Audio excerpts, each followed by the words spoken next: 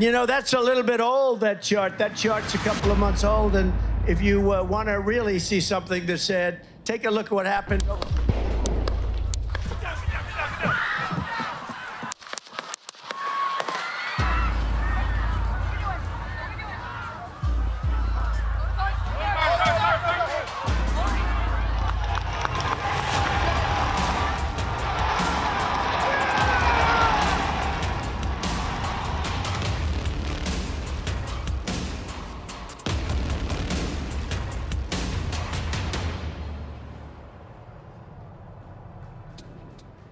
Hello and welcome to this Firstpost special broadcast. I'm Alison LaGrange. The heated presidential race in the United States has turned bloody. Former President and the 2024 Republican presidential candidate Donald Trump has survived an assassination attempt in Pennsylvania. What happened at Trump's rally? Who opened fire at the former American president, and what was the motive? Has this attack reopened a chilling chapter in American politics? And does it bring the Secret Service into the spotlight? We will answer all of these crucial questions. But first, let's take a look at the top headlines. 141 Palestinians killed and at least 400 injured in Israeli airstrikes in Gaza since Saturday. One of these strikes hit a designated humanitarian zone near Khan Yunis. Chinese and Russian naval fleets conduct their fourth joint sea patrol in West and Northern Pacific Ocean. Beijing says the exercise does not target any third party. 72-year-old KP Sharma Ali appointed the new Prime Minister of the Himalayan nation of Nepal after his predecessor lost a vote of confidence in the parliament following a political fallout with allies. 8 female bodies have been recovered so far from a dump site in Nairobi slum. Police say they were pursuing possible links to cults, serial killers, or rogue medical practitioners. And the Olympic torch and the French fighter jets make a special appearance at Paris's traditional Bastille Day parade before the flame tours the capital for the torch relay.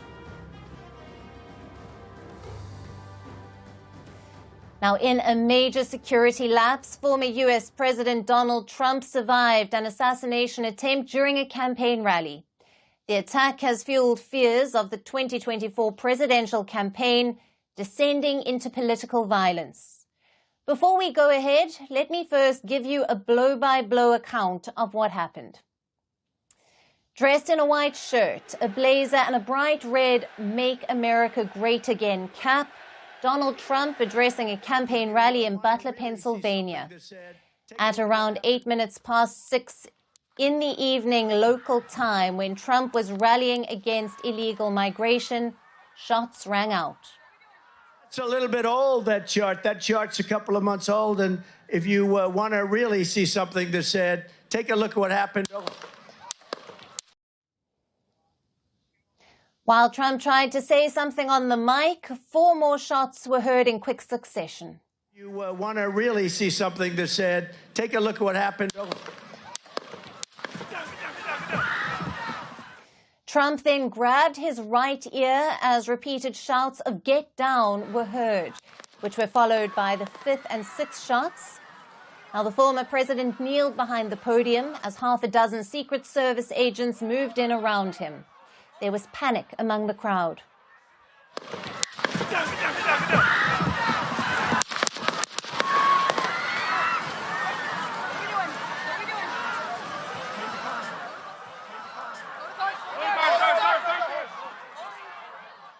Within 4 seconds, further shots were fired and additional agents rushed to the stage. 17 seconds after the first shots, the final shot was heard and a woman screamed. 3 heavily armed members of the security forces moved onto the stage 22 seconds after the shooting began. Secret Service agents then swiftly shared instruction and said, "We're clear," which is when they lifted up a disheveled Trump. Shooters down. Are we good to move? We're clear. We're clear. We're clear. We're clear.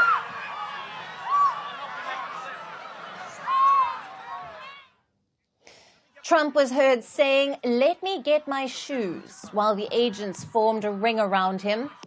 Now visible once more after the gunfire started, with his magma baseball cap blown away, his ear bloodied and streaks of blood smeared on his face, Trump raised his fist to the crowd, mouthing "fight," as people cheered and began chanting USA.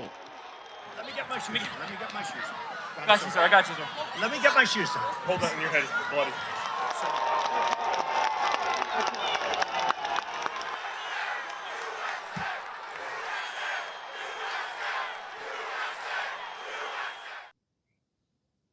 And just 2 minutes after an assassination attempt, Donald Trump then disappeared into an SUV. Heavily armed security forces then moved on to the rally location, which is still an active crime scene. The shooter and one Trump supporter were killed at the rally. This evening we had what we're calling an assassination attempt against our former president, Donald Trump. It's still an active crime scene. As I mentioned, we have a number of agents on scene. We also are working closely with other federal agencies, our state partners, and our local police partners as well. Again, at this time, we are not prepared to identify who the shooter is.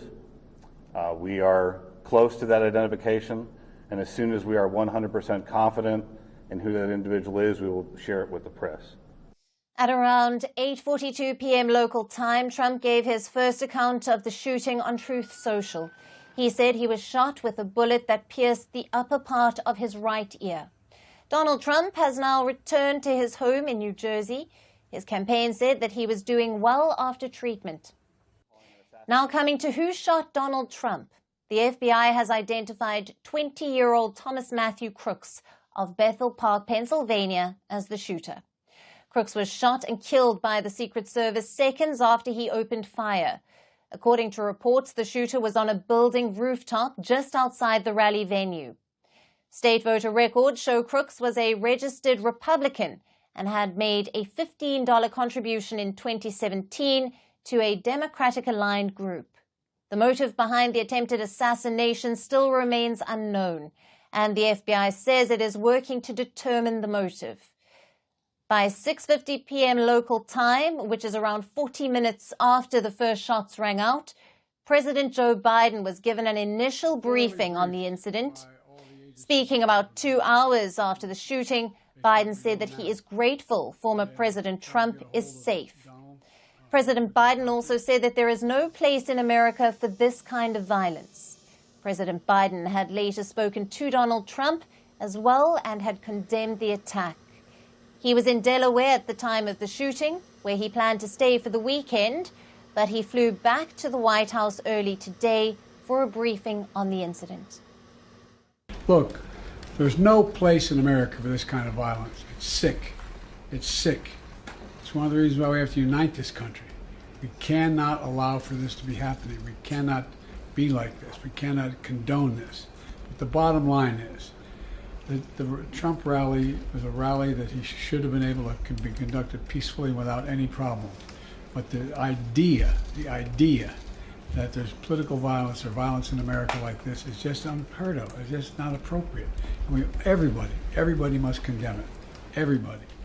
Now, this attempted assassination on Donald Trump has opened a dark chapter in America's history of political violence. The spray of bullets at the Pennsylvania rally venue has also torn through the 2024 presidential campaign. It has raised serious questions on the safety and security in American politics and the security service. Trump supporters and Republican lawmakers blasted the Secret Service. They seek a probe into how a person managed to evade Secret Service agents and climb onto the roof of a building where Trump was holding a rally. While information continues to trickle in, some reports say the shooter was outside the security perimeter of the rally venue in Butler. The assassination attempt comes less than 4 months before the November election, and it could have a far-reaching impact on the political discourse. It could boost Trump's candidacy against President Biden in some way, but it could also increase turmoil. For now, this image of Donald Trump has become instantly iconic. It shows Trump with blood on his ear and face, surrounded by Secret Service agents, his fist raised in the sky and an American flag in the background. This image defines fraught political times in the United States. Now, for more on this, we are being joined by Mark Merowitz, who is a political analyst and a professor at the State University of New York. Thank you for being with us, Mark. My pleasure. Now, we have seen the video of the shocking attack on Trump at the campaign rally in Pennsylvania, the Secret Service running onto the stage to shelter the former president, the screams from the crowd who didn't know what was happening, and Trump being escorted off the stage, pumping a defiant fist into the air. What do you make of the scenes that we've witnessed? I mean, this is an earthquake in American politics. This is everything changed at this rally. We were focusing on Biden's age and concerned about whether he could serve out his term or be run for president. Now that's over, and now we're focusing on this a literally unbelievable event. As this is coming out, I mean, people at the rally saw this man climbing up the building, alerted police and Secret Service, and they did nothing. And that assassin was able to get shots off and killed somebody in the bleachers, of course, injured President Trump, which is horrific, and 2 people critically injured. So, this is unacceptable. This can never happen again. And it is impossible to understand how this could have happened. Something is wrong about this picture. Right. You've shown it in detail, but it does not make sense from the point of view of protecting the president. You mentioned it was outside the security, the perimeter outside the rally, but in fact, it was not. It was actually in a building, literally on the right at the rally, at about 200 plus yards away. What were they thinking? Certainly, Secret Service did a great job with the president, but the rest of it is very problematic. Absolutely. And Professor, as you've mentioned, major questions about how this happened and what went wrong. How could this have happened in a rally of this kind?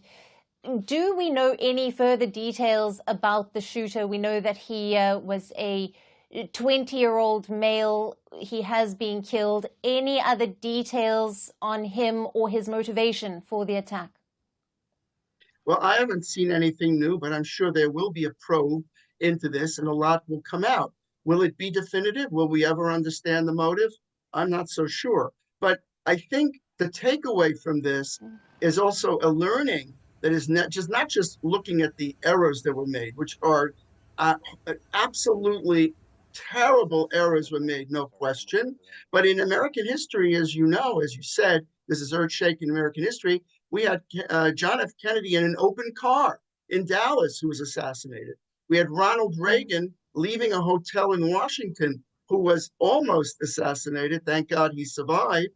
And now we have a situation in a rally where our former presidential candidate is in a rally, but Biden is also going to rallies, and leaders around the world are going to rallies. I think the security takeaway here is gigantic and profound, and we really need to know what's happening here. And we don't know much about the shooter or, in fact, the failure.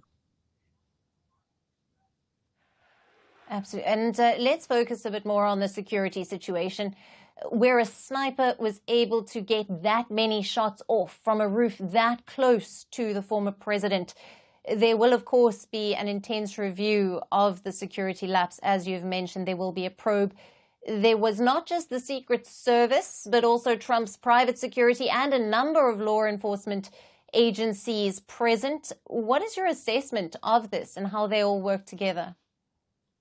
What we're seeing now is finger pointing from the FBI agent, finger pointing, Secret Service. Everybody's going to start pointing fingers at everyone else. This is exactly similar to the same security failure we had in 9/11, when none of the security agencies were talking to each other, and we ended up having 9/11. This is of the same proportion, a failure of such magnitude. in American history that a presidential candidate cannot go to a rally and not be attacked. Now, about the motivation, we don't know. And then the key thing is to figure out how to make sure that this never happens again. The Republicans are all over the media today. They are saying that the Secret Service is inefficient. The Secret Thoroughly Service briefed makes by all mistakes. the The agencies people who and are federal working there are government on not the situation. doing the job properly. I think you need an A to Z reset here, no question, because this can't happen again.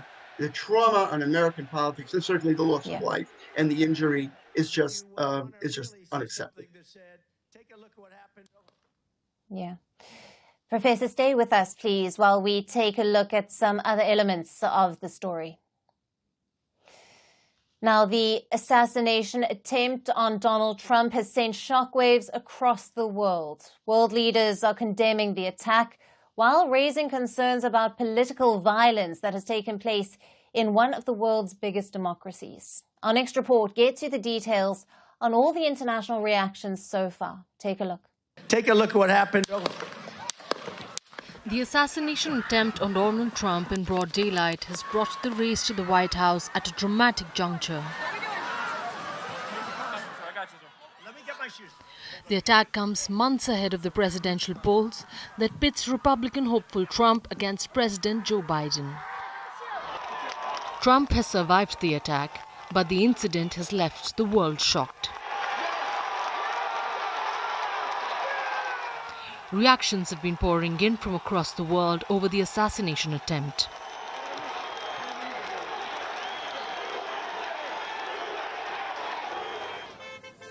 Within the United States, Republicans and Democrats have united in condemning the attack, while many of Donald Trump's international friends and foes also stand in solidarity.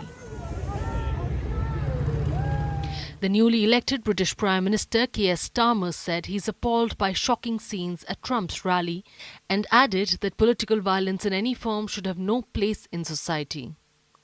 Canadian PM Justin Trudeau has also said that political violence is not acceptable and that he is sickened by the shooting.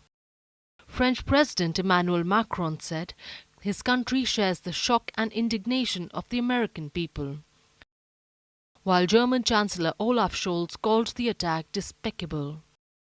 Condemning the attack, Japanese Prime Minister Fumio Kishida said the violence that took place in the United States challenges democracy. Brazilian President Lula da Silva also said the attack must be vehemently repudiated by all defenders of democracy. While Australian PM Anthony Albanese said the incident that took place in Pennsylvania is concerning and confronting. Along with all Australians, I was shocked by the terrible scenes at former President Trump's campaign event in Pennsylvania. I'm relieved by the news that the former president is safe and doing fine, and I wish him and his family well. Some leaders also highlighted their closeness with the former president as they reacted to the attack. Indian Prime Minister Narendra Modi said he is deeply concerned by the attack on his friend and wished him a speedy recovery. Expressing her solidarity, Italian Prime Minister Giorgia Meloni called for a dialogue against violence in the United States. Chinese President Xi Jinping has also expressed his compassion and sympathy with Donald Trump. The Chinese Foreign Ministry said that the country is closely monitoring the situation surrounding the attack. Meanwhile, Russia has reacted by using the assassination attempt on Trump by denouncing US's support for Ukraine. Moscow called on the United States on Sunday to take stock of its policies of incitement to hatred. Taking a dig at Washington, it said that the money used to provide Kiev with weapons must be used to ensure law and order in the United States. Ukrainian President Volodymyr Zelensky has also reacted. He called Trump his friend and said that no violence is justified. An attempt on the life of Donald Trump, an appalling crime, one that can only be condemned and which shows how serious the global challenges to democracy are right now. Violence in any form and anywhere must never prevail. I am confident that America will rise to the challenge. I wish Mr. Trump a speedy recovery, strength and support to all who have been affected. Condemnation has also come from countries like Sweden, New Zealand, Egypt, South Korea, Taiwan, the Philippines, Thailand, and others. UN Secretary General Antonio Guterres said he unequivocally condemns the act of political violence. Many business leaders have also denounced the attack, including Amazon founder Jeff Bezos, Apple CEO Tim Cook, and Microsoft CEO Satya Nadella. Take a look at what happened. Shock and concerns continue to pour in. Such an attack in one of the world's largest democracies in the world, just ahead of perhaps the most anticipated electoral race this year, has raised questions about law and order in the United States. And it worries about how deeply divided the state is over politics. One thing is sure, the incident will have repercussions on the political future of the country. In what ways is yet to be seen.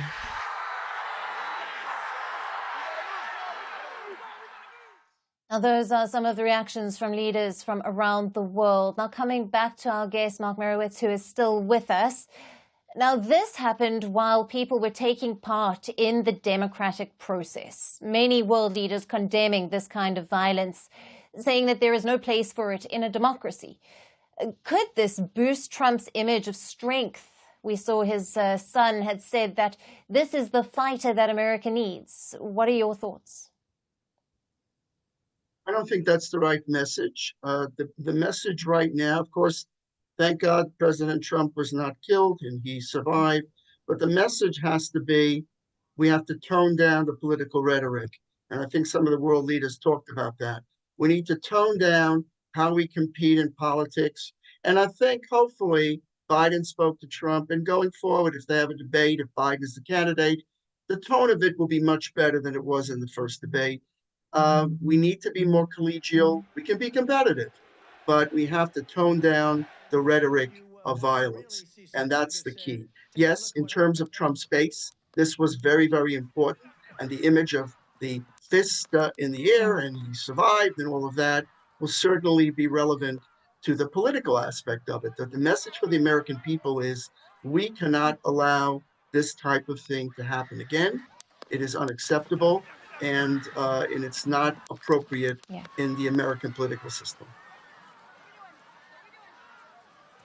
Absolutely. And with regards to campaigning for the elections going forward, political jabs could stop. Democrats have pulled down the election adverts in response to the seriousness of this incident.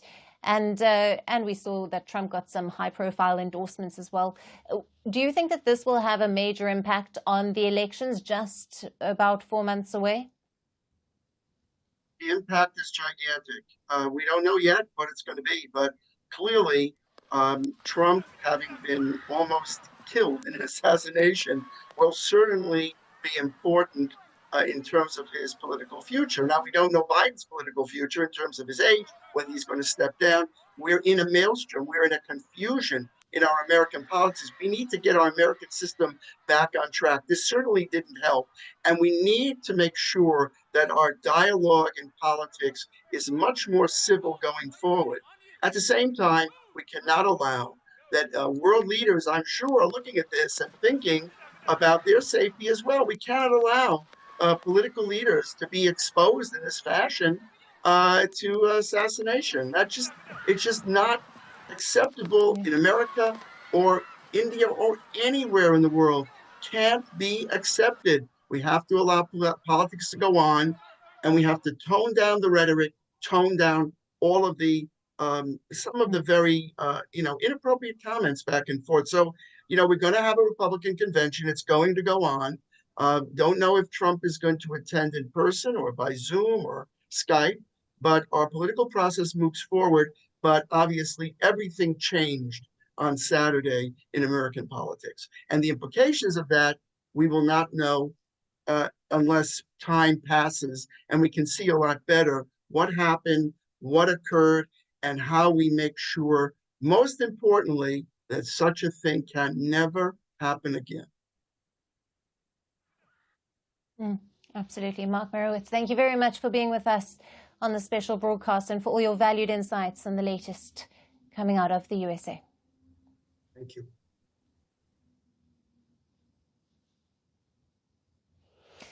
The assassination attempt on Republican presidential nominee Donald Trump is not the first time when a U.S. leader has been attacked. There are several American leaders who have faced assassination attempts in the past, starting from President Abraham Lincoln to John F. Kennedy to Ronald Reagan.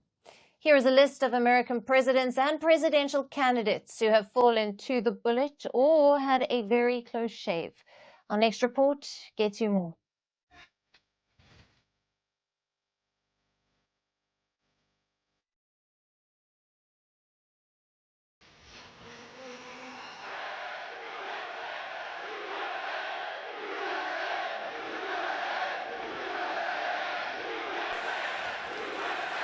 And you know, that's a little bit old, that if you want to really see something, take a look at what happened.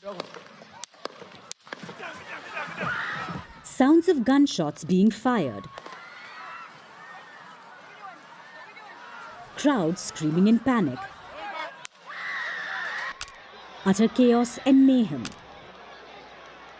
These were the scenes from Donald Trump's rally in Pennsylvania. The 78-year-old Republican candidate was shot in the ear while campaigning in Butler City. The assassination attempt has fueled political tensions ahead of the November presidential election. But this isn't the first time a leader has been attacked in the USA. The country has a history of political violence. Back in 1981, President Ronald Reagan was shot at and seriously wounded. He spent 12 days in hospital recovering from his wounds. The assassination attempt reportedly boosted his popularity. His attacker, John Hinckley Jr., was granted an unconditional release in 2022. In 1975, President Gerald Ford escaped 2 assassination attempts. He was attacked by 2 women within a span of 17 days in California. Appeared at the president's side. A Secret Service agent grabbed a gun and wrestled the young... He survived both the attacks.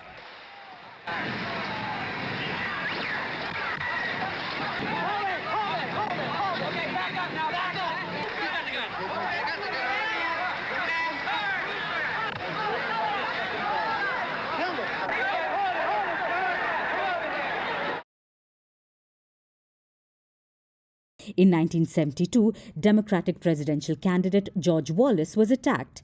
He was campaigning in a mall in Maryland's Laurel when he was shot 4 times.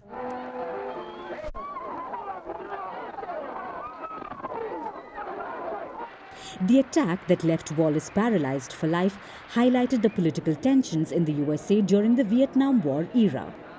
Not all leaders were lucky enough to survive the assassination attempts. Many succumbed to it, just like both the Kennedy brothers did. In 1968, Robert F. Kennedy was shot at the Ambassador Hotel in Los Angeles. He was assassinated while running for the Democratic presidential nomination. Robert's assassination followed the killing of his brother and President John F. Kennedy in 1963. President and Mrs. Kennedy, a warm welcome.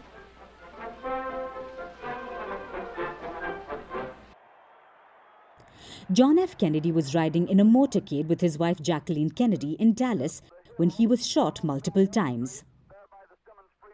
A year later, the Warren Commission investigating the assassination concluded that the assassin, Lee Harvey Oswald, had acted alone.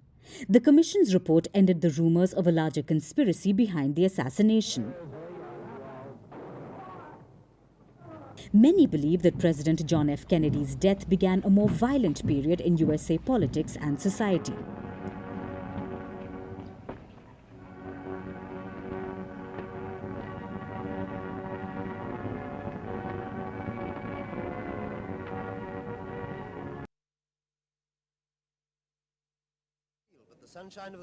Before that, in 1933, President-elect Franklin D. Roosevelt became a target of an assassination attempt in Florida.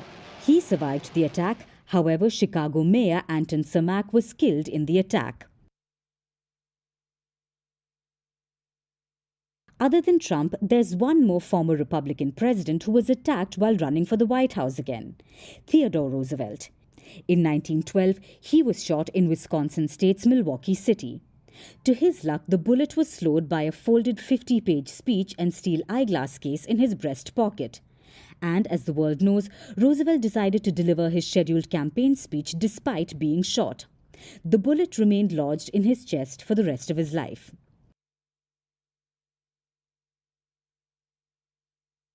Before Roosevelt, President William McKinley was shot and killed by anarchist Leon Czolgosz in Buffalo in 1901.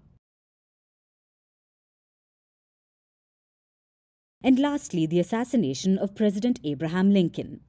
In 1865, Lincoln was assassinated by well-known actor John Wilkes Booth, who was a Confederate sympathizer. He was shot in the head while watching a play called Our American Cousin at Ford's Theatre in Washington. Lincoln's assassination was part of a larger plot that included attempts to assassinate then Vice President Andrew Johnson and Secretary of State William Seward. Take a look at what happened. The US has a long history of political violence, and the bullet aimed at Trump has added another chapter to it. And that's it on this special broadcast. We will see you again tomorrow at the same time. Thank you for watching. Goodbye. And you know, that's a little bit old, that chart. That chart's a couple of months old. And if you want to really see something that's said, take a look at what happened.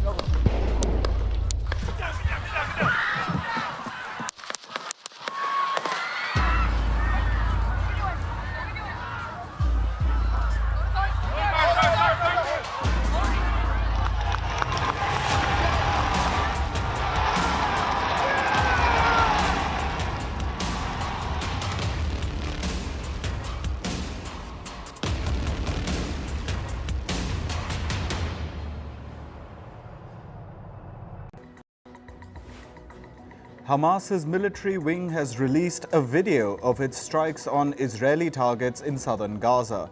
Hamas says that it hit Israeli targets in the Tal al-Sultan